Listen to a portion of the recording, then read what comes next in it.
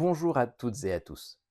Les secteurs de l'environnement, de l'énergie et du bâtiment font face à de nombreux défis tels que la préservation de la ressource en eau potable, la protection du milieu naturel, la prévention des inondations, la production d'énergie verte ou encore la réduction des consommations d'énergie.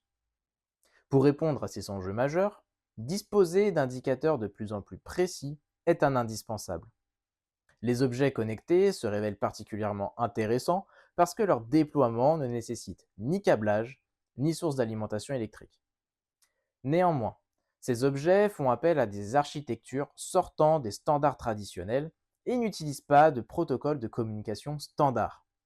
C'est pour répondre à ces problématiques que Topkapi dispose d'un protocole scriptable. Nous verrons dans cette vidéo pourquoi utiliser un objet connecté, les architectures associées et comment déclarer un objet connecté dans Topkapi. Je m'appelle Maxime, ingénieur avant-vente chez Areal, l'éditeur de la solution de supervision Topkapi. Pourquoi utiliser un objet connecté? Ils permettent d'instrumenter une installation existante ou des installations distantes et isolées, quels que soient les équipements déjà en place. Leur coût est redoutablement compétitif par rapport à l'instrumentation traditionnelle. Les acteurs de ce marché ont innové pour s'adapter aux différentes contraintes que vous pourriez avoir, telles que la portée radio ainsi que l'emplacement de l'objet, est-ce qu'il va être enfoui, en intérieur ou en extérieur, la quantité d'informations à envoyer, la consommation d'énergie et enfin le coût de la connectivité. Néanmoins, ces objets font appel à des architectures sortant des standards habituels.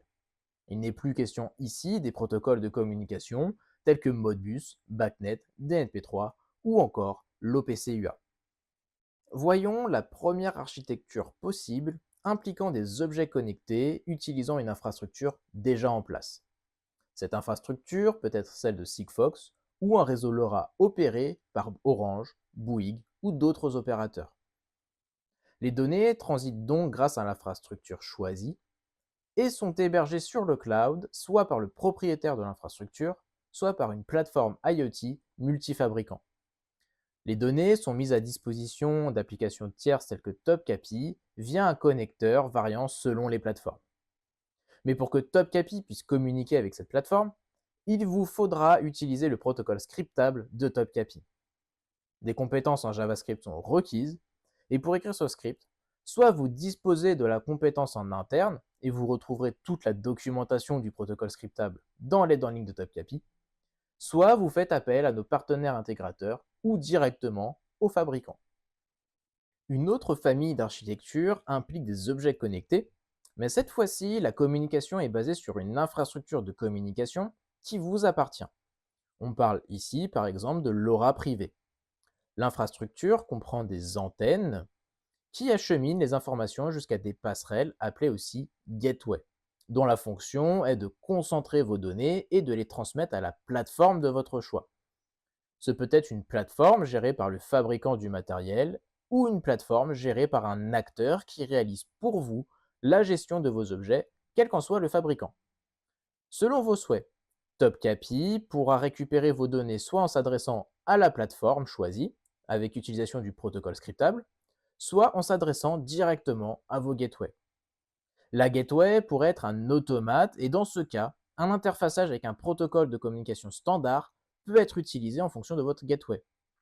Nous avons vu que le protocole scriptable de Topkapi permettait la communication avec les IoT industriels. Voyons maintenant comment l'intégrer dans une application Topkapi. Nous sommes dans la vue d'acquisition. Nous avons créé un port logique qui a comme protocole le script et le sous-protocole générique.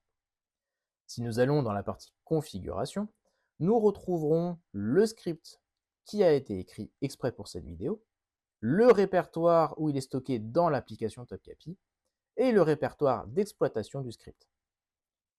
Nous allons aller dans la partie automate et vous allez pouvoir constater que la configuration est identique à un automate industriel.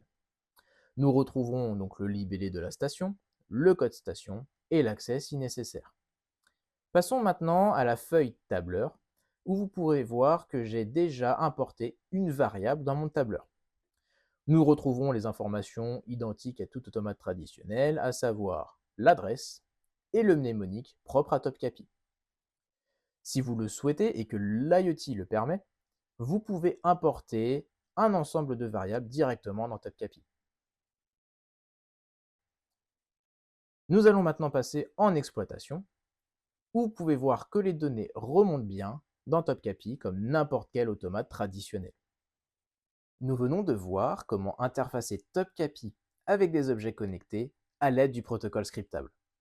Le protocole scriptable ne se limite pas aux objets connectés, il permet aussi de remonter des informations provenant d'autres sources de données comme des portails.